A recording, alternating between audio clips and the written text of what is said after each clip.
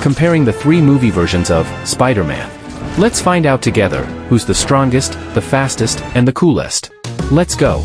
Let's start with Tobey Maguire's Spider-Man from Sam Raimi's original trilogy. Right from the beginning of his journey, he was able to hold onto a cable car full of passengers, which typically weighs around 7 or 8 tons when empty. What's more impressive is that Tobey did this with just one hand, while the other was web swinging. So, if he had a better stance and was allowed to use both hands, Tobey could easily hold objects weighing twice as much or more, which is at least 15 to 17 tons. Next, one of the most iconic feats of Spider-Man's strength is the legendary train scene in Spider-Man 2. After trying several ways to stop the speeding train and failing, Tobey's Spider-Man attached multiple webs to the surrounding buildings. For over a minute, the train gradually slowed down and came to a halt just before reaching the end of the unfinished track. Right after, he collapsed from exhaustion and passed out. After consulting various sources and carefully calculating multiple factors, including the weight of the train and passengers, the speed based on the width and number of buildings it passed, and the time the train was moving, the final result shows that Spider-Man would have had to maintain a force of at least 200,000 newtons to slow the train down, which is equivalent to over 20 tons of force.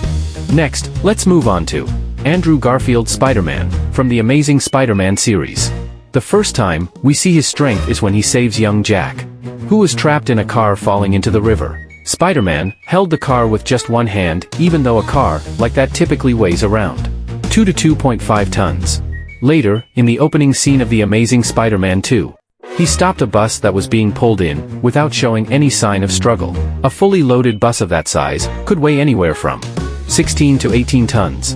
Because of these feats, it's difficult to pinpoint the upper limit of Andrew Garfield's Spider-Man's strength.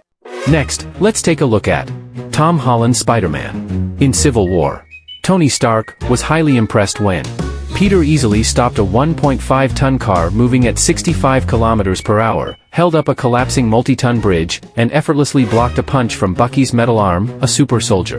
In Spider-Man Homecoming, when Peter followed Earl Ryan to the ferry and joined the fight, the ferry was split in half. A ferry of that size typically weighs around 100 tons, not including the weight of the crew, passengers, and cargo. When all the webs holding the two halves of the ferry broke, it was Spider-Man alone who held it together, with a total pulling force of at least 50 tons on each arm.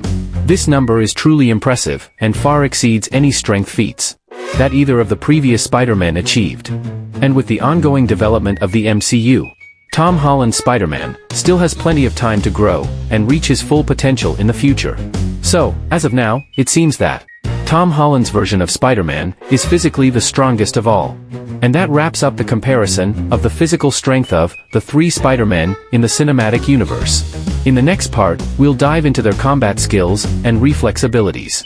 Don't forget to support us by hitting that follow button and sharing your thoughts with us. Thank you, everyone.